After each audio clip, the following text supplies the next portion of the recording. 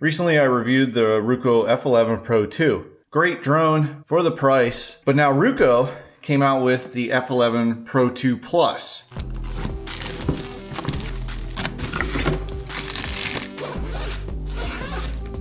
You get your user manual, you get a quick start guide, 2 USB-C to USB-C charging cables. You get a pack of data cables. They're USB-C on one end, which plugs into the controller. In the controller, you already have the USB-C to C cable, but it also comes with a couple other options. It has the lightning and then also the micro USB. And then in this bag, you get a screwdriver and some spare propellers. And then you also get a few extra screws in here, and then you do get extra sticks for the controller in case you lose one.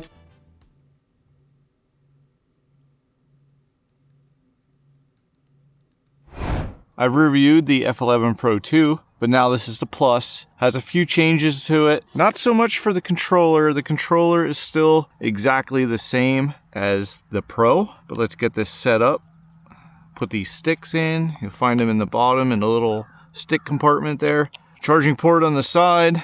You have your phone clip right here with your USB-C cable. You have your auto takeoff, auto land. That's also for your cruise control. You have your return to home, your speed button, which there's 2 speeds, power button, and then this is for your compass calibration. You have your scroll wheel on the top to change the angle of your camera. And then over here is for your pictures and your video. So you just one key press that for a picture, and then you one key press that to start and stop your videos. The batteries on the Plus are the same as the Pro. They are 7.7 volt, 3200 milliamp hour 2-cell LiPos. You get 2 of them. The Pro, they claim, has a flight time of 35 minutes. The Pro Plus, they're saying 37 minutes, so you get a little bit of extra flight time out of it. Here is the drone, so let's open it up. Looking at it like this, it looks exactly the same as the Pro. The difference is on the bottom, the Pro does not have these TOF sensors. And what that TOF sensor does is it maintains a height. See? It wants to maintain a height. If I go higher, it'll go higher. But it does have an optical flow sensor just like this. And the venting's changed. Obviously they had to change the venting because of putting these sensors in. Another change with the Plus over the Pro is that it handles a higher gigabyte micro SD card. This handles up to 256 gigabytes. The Pro only handled up to 128 gigabytes. Now for the major difference is the camera. The camera is an upgraded camera. It shoots 4K video at 30 frames per second and 8K photos. That hasn't changed. It's the megapixels that's changed, and it's also the CMOS size is different. So the Pro has a 1/3.2 inch CMOS. This has a 1/2 inch CMOS. So they're claiming that you can get better nighttime shots or low light shots with this camera. So there's the difference between the two. Let's get a battery in and get this up in the air.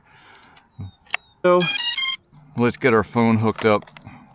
All right, we got our phone hooked up. Let's turn the controller on. It's gonna beep until it connects to the drone, so you have to bear with that for a little bit. All right, we'll go into our RUKO Mini app. So in the app, you can select your F11 Mini, your F11PRO 2, or your F11PRO 2 Plus. There we go, we connected already, so that wasn't too bad. GPS mode.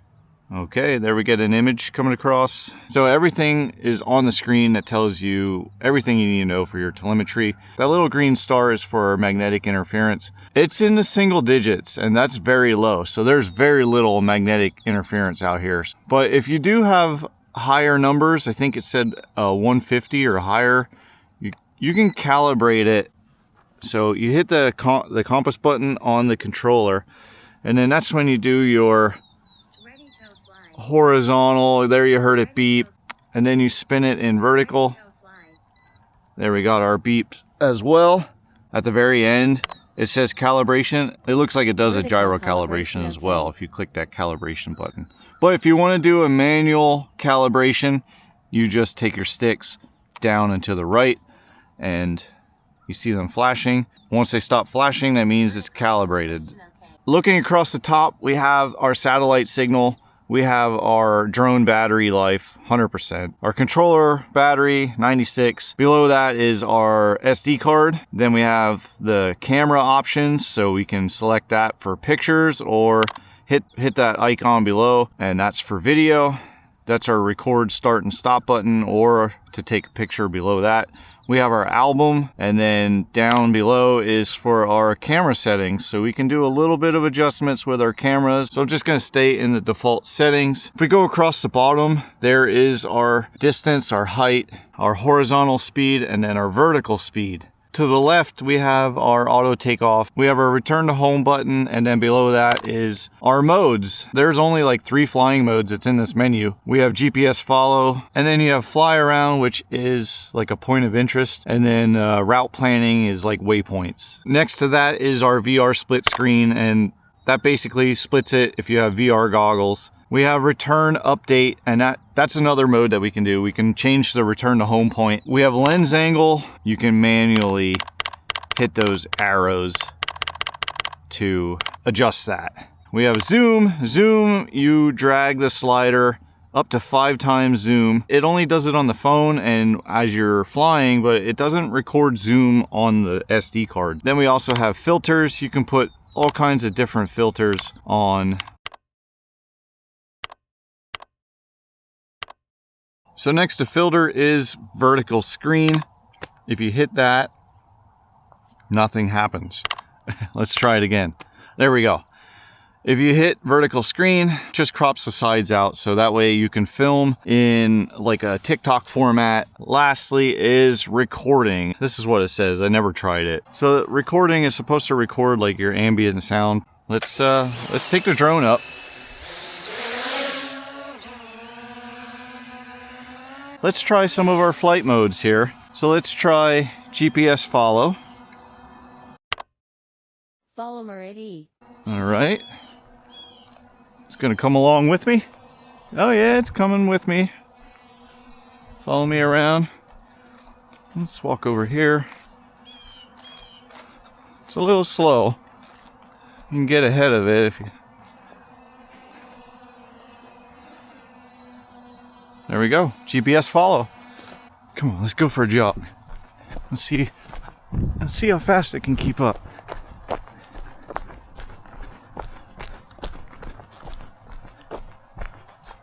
Horizontal speed, oh, it's showing like 6 miles per hour. All right, let's run back, let's run back.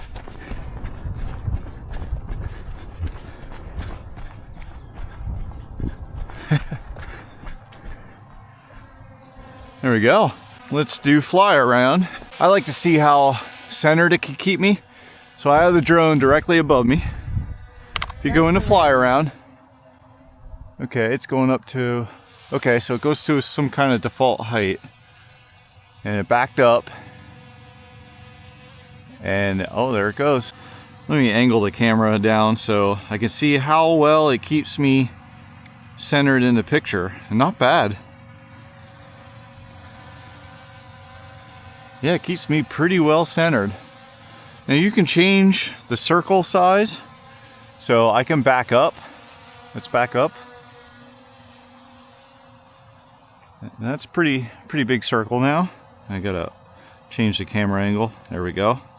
Let's go up. I made my circle too big.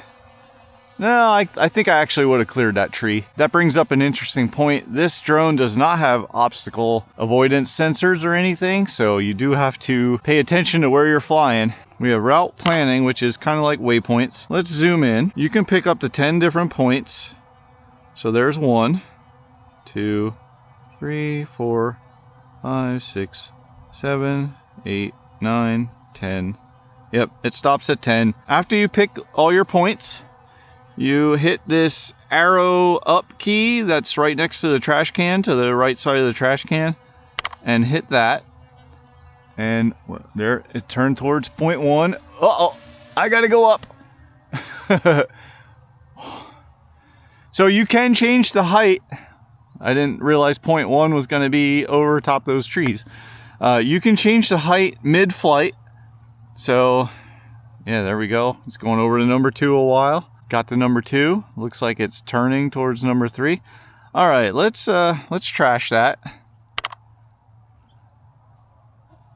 There, it stopped because I canceled everything. So let's say you're flying and you lose signal with the controller. It's going to go into a return to home mode. So I'm going to simulate a controller signal loss by turning the power off to the controller.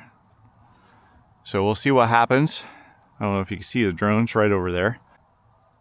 Nothing's happening so far. Oh, it's going up now. So I think it's like after 10 seconds of signal loss, it'll go into a return to home. So it's going up to its return to home altitude, and we'll see how close it gets to the launch pad here. After it lands, then we'll talk about return update. So you can change the return to home point at any time during your flight. So yeah, it looks like it's gonna miss the pad.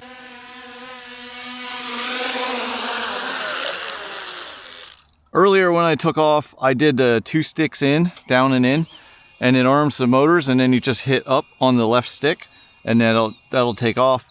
But you can also do auto takeoff, auto land, which is this button right here. Or if you're going to use the app, you can do it through the app up in the upper left corner, and you hit that, and then you slide the slider to start the motor, and then you hit take off.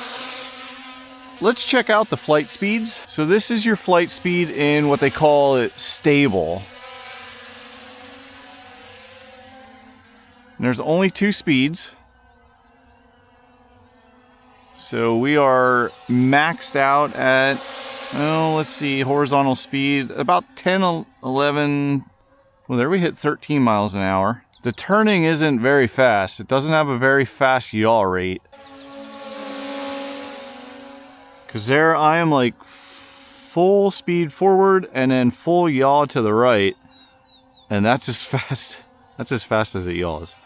So then we hit the speed button in the middle, you hear 2 beeps, and now we're in sport mode. We get a little more pitch. You see the yaw is a little bit quicker. So that turning circle is a lot tighter.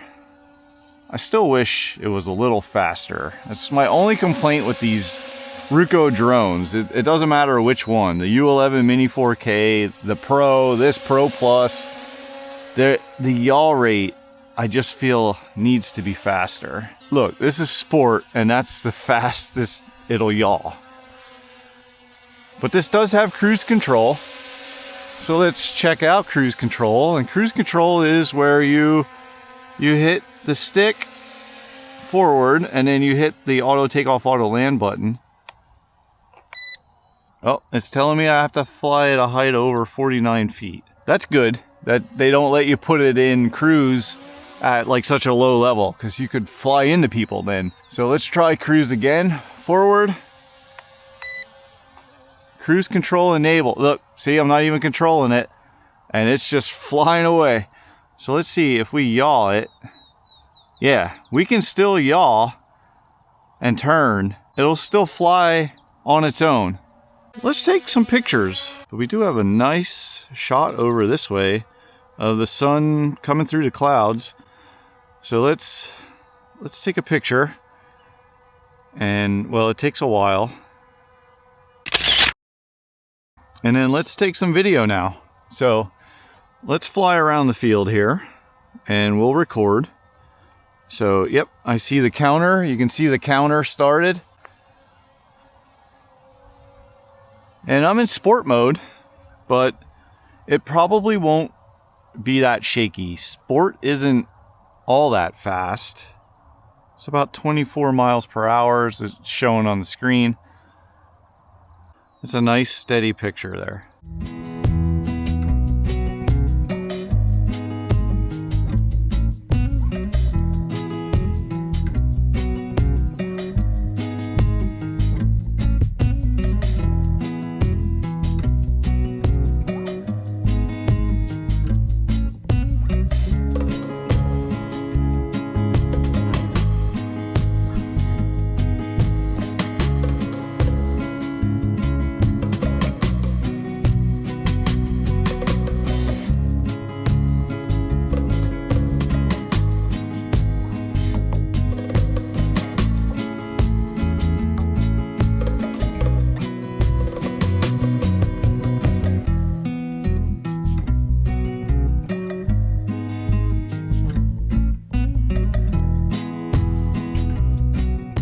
So return update. So right now, if I hit return to home, it would go over there to that pad, somewhere around there, and land. But I'm not at the pad, I'm 101 feet away. If I wanted to, I can change the, let's go return update. So I can change where I want the home point to be. There's two options. You can change it to where the drone is located currently, or where the RC, the controller, is. I can do a return update for the drone location. We'll hit refresh. So it says set this location as the new return point. We'll confirm.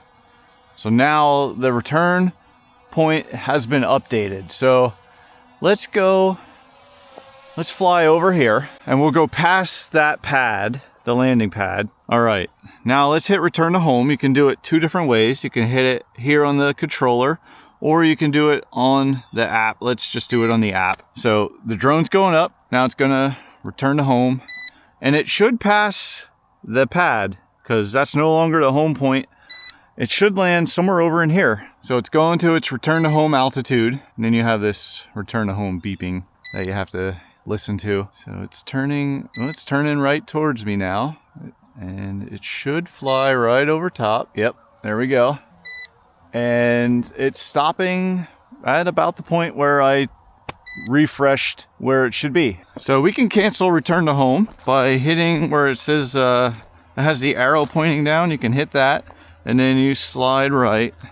It canceled the return to home landing. So let's change it to the remote location. So I'm gonna come over here. We'll go into return update. The RC location, we hit that and we hit refresh and then confirm. So it says it's been updated. Let's hit return to home. And it should come right above me and want to start landing. There it is. It's right above me and it's coming down.